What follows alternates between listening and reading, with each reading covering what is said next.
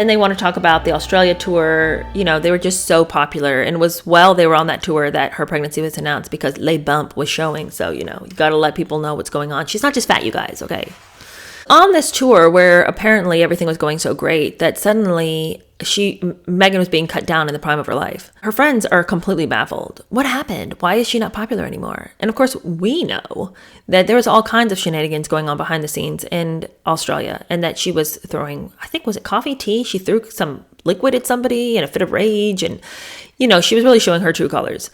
And potentially, it would stand to reason that some of her popularity being cut down is because she was a great big fraud, where in public we're getting constantly, this entire documentary is all of these shots of her hugging strangers in the walkabouts that she knew nothing of, and her just being so generous and kind and smiling and But the problem is people behind the scenes knew differently.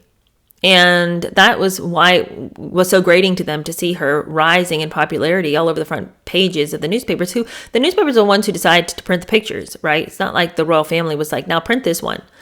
They're making the decisions. And so potentially it was very annoying to the people who knew better to see her constantly being praised as this super kind, super charitable person when behind the scenes she is a train wreck and a nightmare. But Harry and Meghan want you to know that the real reason Meghan was cut down in the prime of life was because everyone was jealous of her. Everyone was jealous of Meghan. And she was doing so well, and you'd think people would be proud of her, but no, of course not, because the snakes higher up in the hierarchy can't handle it when somebody else is popular who wasn't born to be so popular. It's only people who are born into it who should be so popular. It's like, but Harry, aren't you born into it? Aren't you one of the primary players here in the show? What's wrong with you being popular? But apparently it needs to be William and Catherine, and it needs to be Charles and Camilla, and Harry and Meghan are supposed to just hang out and be quiet in the background. And they're very offended by this reality, but I think, well, you know, son, it is a hierarchy. So if you don't like that, if you don't like having to play that game, you want to be as popular as you want to be, then break away, which eventually, of course, they end up doing. But you can't manage to be this popular when you have nothing to contribute. And neither do you and Meghan have anything to contribute. So if you break away, you're going to have to come up with your own plan on how to get noticed. And that's way harder than just being part of this institution that you criticize 24/7. But their big theory is that William and Catherine's teams and his father's teams began to ask the press to downgrade Meghan's role and to make sure that they didn't print so many stories and that they would trade different stories to the press. Well, if you won't print that one about Meghan, we'll give you this story instead to print. I don't know if that's how things work. He says he knows all about it.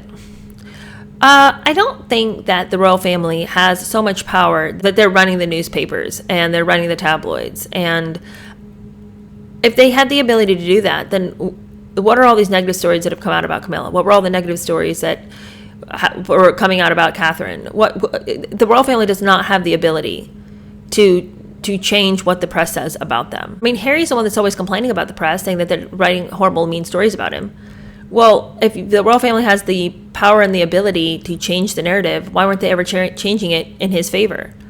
Why were they letting the press talk about how he was drunk and disorderly when he was younger?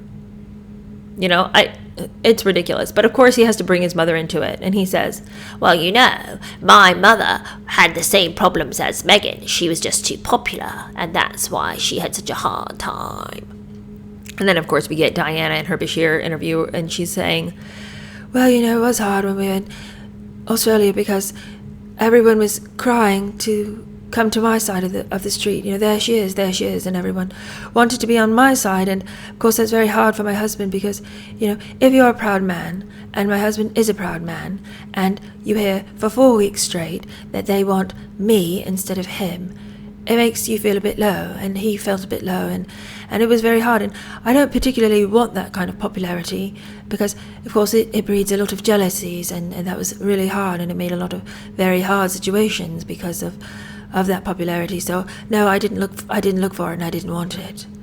Okay, well, Meghan does look for it, and she does want it, and they tried to make it seem as though Meghan was so ashamed to be on the front cover because she felt so bad that the other people weren't getting their light, and Harry's over there trying to comfort her, saying it's not your fault, you're just my mom all over again, you know, and wringing his hands about what that might mean. And they want to put forth all these different stories saying Catherine and Meghan could do the same things, and Catherine was lauded in the press and Meghan was demonized.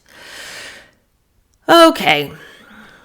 Well, you know what? The other day I was watching this reel and they were showing all these times when Meghan had broken royal protocol.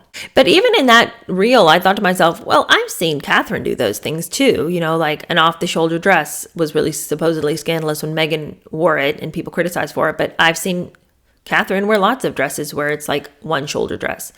And I've seen Catherine without her shoes on at various events when you were supposed to take your shoes off, in another country. And apparently it was real clunky when Meghan took her shoes off in the sand at Bondi Beach. Well, is that like super offensive? Like, who cares?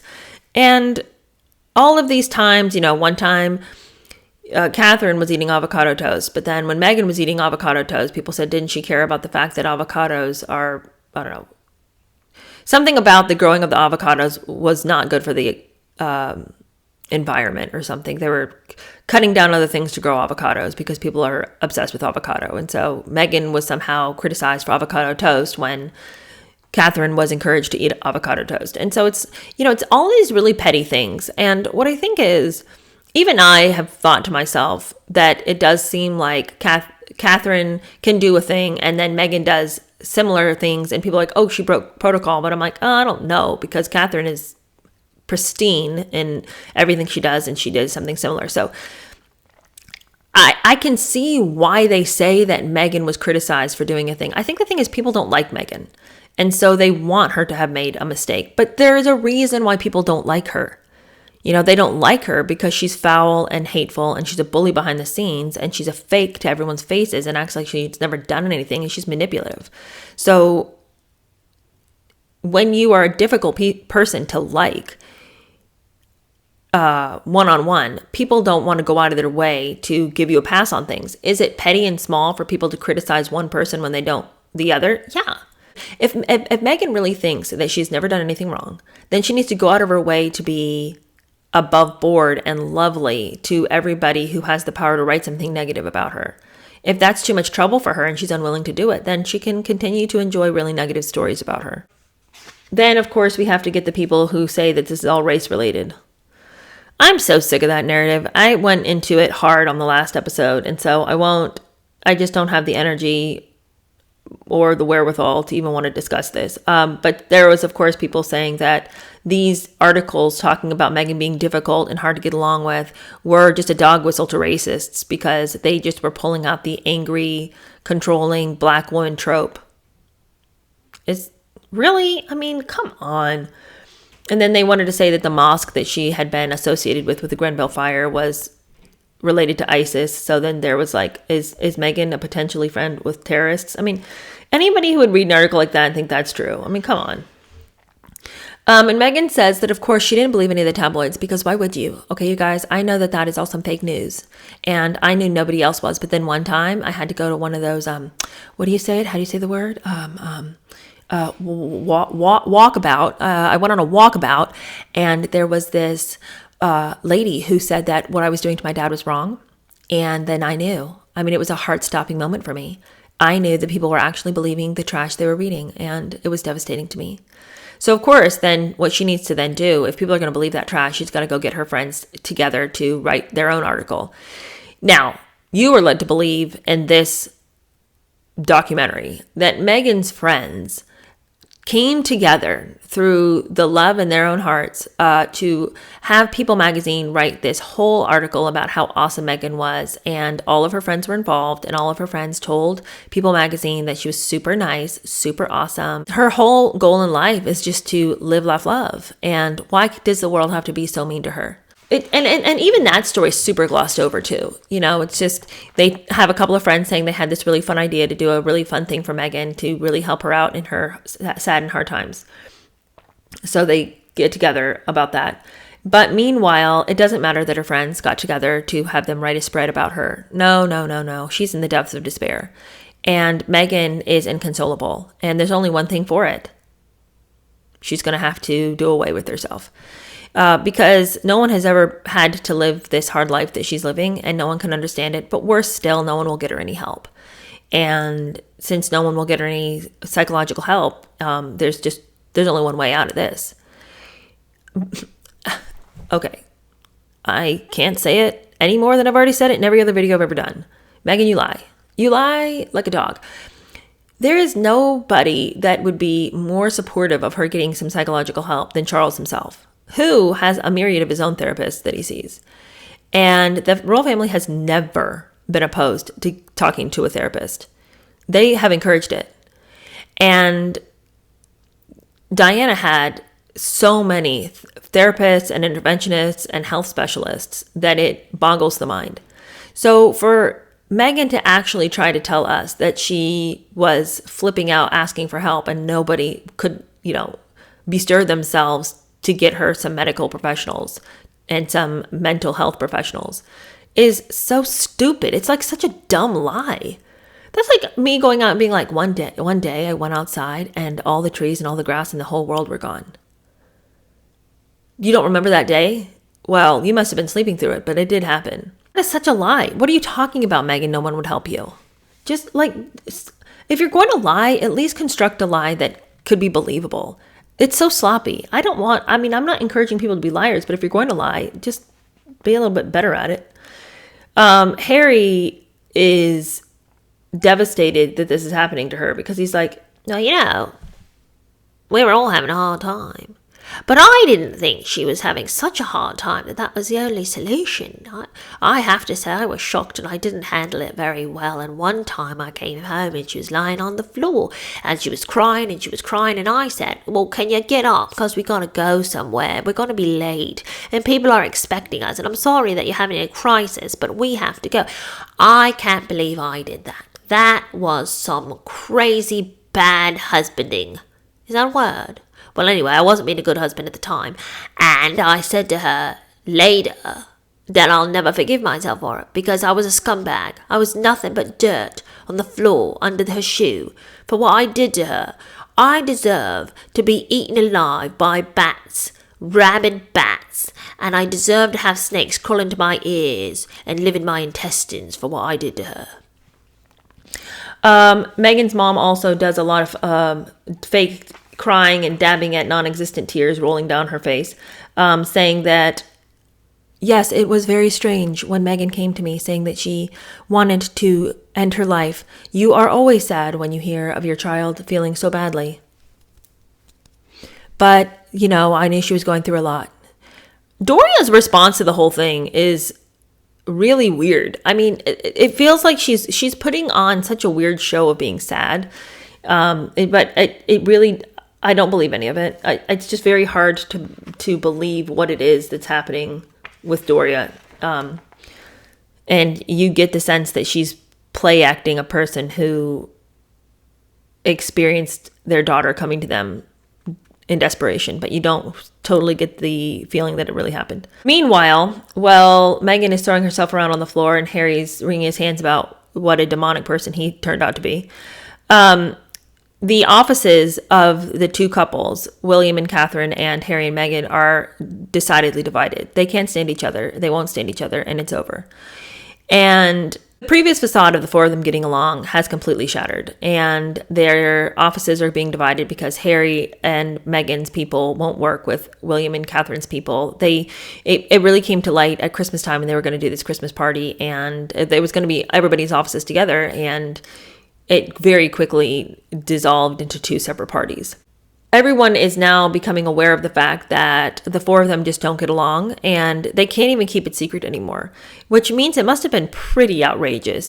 It was so explosive and there were so many people involved that people are beginning to talk, and the news is starting to come out that Meghan is extremely difficult and mean. And so Harry and Meghan can say that they are receiving all this backlash because Meghan is so popular, but she's receiving backlash because the people who are involved in building her up can't do it anymore. Meghan is insistent that she couldn't even text her friends. She wasn't allowed to send anybody pictures of anything. Obviously, as you know, she's still very pregnant, and so she'd like to send her friends pictures and information about it, but the stupid institution won't let her. And of course, you obey, you do what you're told to do, but the whole time you're just asking yourself, why? And I was just beginning to live in this smaller and smaller and smaller world, and I was turtling. That's what Meghan says. She says she was turtling. Is that a phrase that I'm unfamiliar with? I guess it means that you are going into your shell. Her friends who had rallied together to run to People magazine and tell all about how Meghan was just loving, living, and laughing, and why couldn't anybody just love her for it? They decided to come together and throw her this baby shower. And Meghan wants you to know that it was just a bunch of gal pals doing a really sweet thing for her. And she flew there, and they just made her feel so loved and so seen and so wanted, when, of course, the whole world hated her. So to have this group of friends do this for her, yes, she flew in George Clooney's jet, but that's just what friends do for each other. They lend you their jets. And it was hard for her because the media just ruined this really intimate party that her friends had put on with their own money. Okay. Yes, I know you heard there was endorsement deals and all sorts of gifts given in the manner of influencers receiving free things.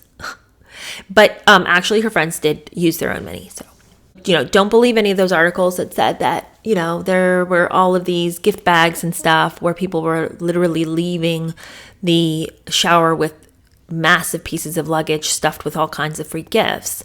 That actually had nothing to do with the baby shower. We were showering the baby. I got some onesies and diapers. So that's what that was about. And I guess it just happened that everyone had the exact same luggage when they left.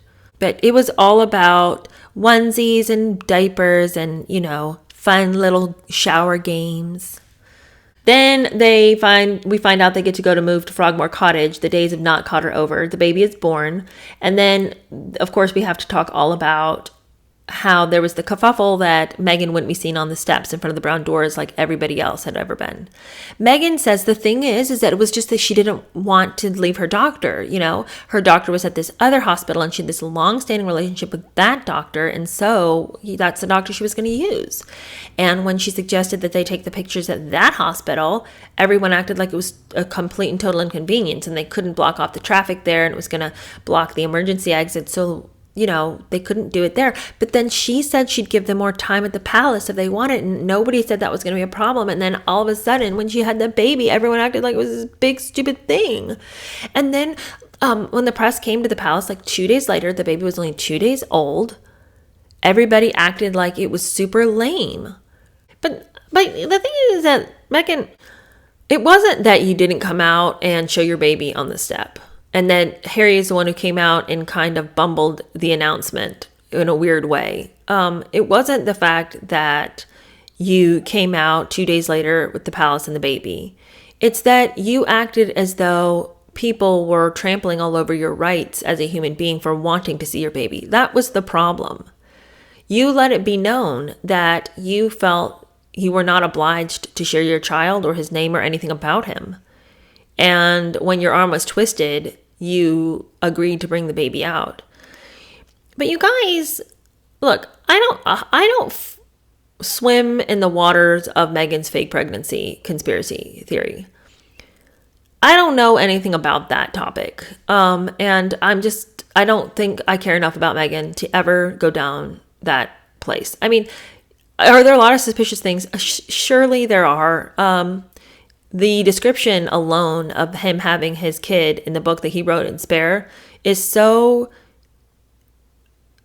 unhinged and so unlike any birth I've ever seen, or of the three I experienced, nothing he describes was like what you actually go through. That it certainly made me wonder, had he ever been in a delivery room? But all that aside, I just want to say that baby they brought out to show us was not even a human baby. It seemed like a doll. It didn't move at all. And I know that, we're supposed to believe that it was asleep, but there's two things. One, the skin color of that baby was significantly darker than Archie's skin has ever been in any picture I've ever seen of that child. So I've heard about children who are mixed, whose skin is lighter when they're born and darkens over time, but I've never seen where the skin is darker but then gets lighter. I've never heard of that. And the child did not move. Even when Meghan's touching its head, it's yes, its eyes are closed, but you never saw any blinking, nothing going on. So I think the baby we saw was a doll. Anyway, the whole world was so mean to them, especially that one loser who showed a picture of a chimp dressed up and said that the royal baby had finally come out and been announced. And that was super hateful and racist. I don't even have the energy to pick that apart. The guy was just being stupid. He didn't mean it. And for them to just comb through all of this information and all of these articles and all this online trash so that they can be wounded, what does that say about them? That they would rather be hurt than well. They would rather be wounded than live a healthy mental life. I don't get it. Then we get introduced to Lauren, their nanny, who seemed really lovely. She was of African descent. I think she was from Ghana. We get all this information about when she came to their house to be interviewed to take care of the baby, because when Doria left after staying with them for a month, they needed help with their baby. How are they going to take care of this baby on their own? So they hired a nanny, and the woman says that Harry and Meghan were so relatable that she rolled up and she had just gone to buy new shoes and everything, and there Harry is wandering the property with no shoes on at all, and she just liked them immediately, and she said that they were good parents and really involved in all of this. So, we give Lauren's take on it. Lauren wanted to carry the baby on her back with a mud cloth, and they just were delighted by that. They thought that was so fun and cool, and Harry acts out how the baby was stretched around her back asleep, and they're so delighted that they have found a way to add whimsy into their lives through Lauren, who wants to tie her baby to her back with a mud cloth in her traditional way. And they are just so delighted with themselves that they love the idea. They think they're so fun that they were cool enough that she would just tie that baby on her back, and they weren't like worried about it or anything like that. I mean, I wouldn't be worried about it either, but that's the thing. Why were they so low on things that they could add to this documentary that they have to make this big thing about how cool they were with Lauren tying the baby to her back while she got things done around the house? And we're supposed to applaud them or think they're so cool for being good with this. All right, we're almost done. Don't worry. I know. I'm tired. You're tired. The South Africa tour. So it's time for them to go on tour with their baby. Meghan is unable to understand that people are watching her.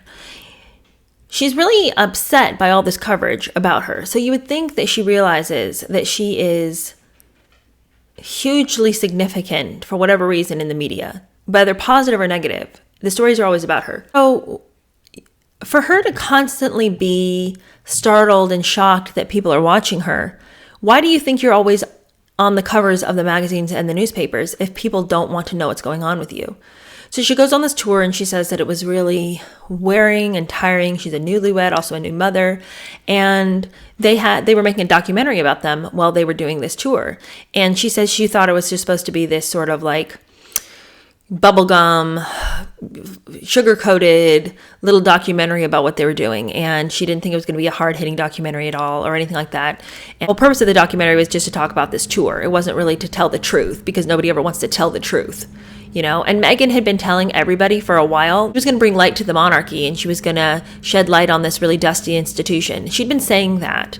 But of course, nobody really cared about the fact that that's what she wanted to do. And they were trying to put their boot on her neck to shut her up. So she thought she could just pretty much say whatever. But as it turns out, when somebody came and talked to her about what was really happening in her life, and she told the truth, they decided to air that. But she just couldn't believe that became the story. Why would anybody make a big deal about that?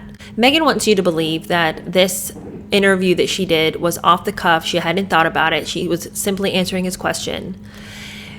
But what I think is very telling is that as she reminisces about that particular interview, she says that she was shocked that it became such a big deal, but that because she hadn't been necessarily specific in what the hard was, everybody was able to apply that to themselves and really connect on the fact that life is just really hard. Girl, you're trying to tell me that this was a really meaningful thing for so many people because they could apply it to themselves. You weren't specific because you have not been specifically oppressed. There was nothing specific for you to say. And you knew that you wanted to complain and pretend to be oppressed. And there's enough people out there just like you who love to marinate in victimization that they loved to hear you complain, because then they thought that gave them an excuse to complain too. You and your compatriots all want to complain inexplicably and without articulation about what all your problems are.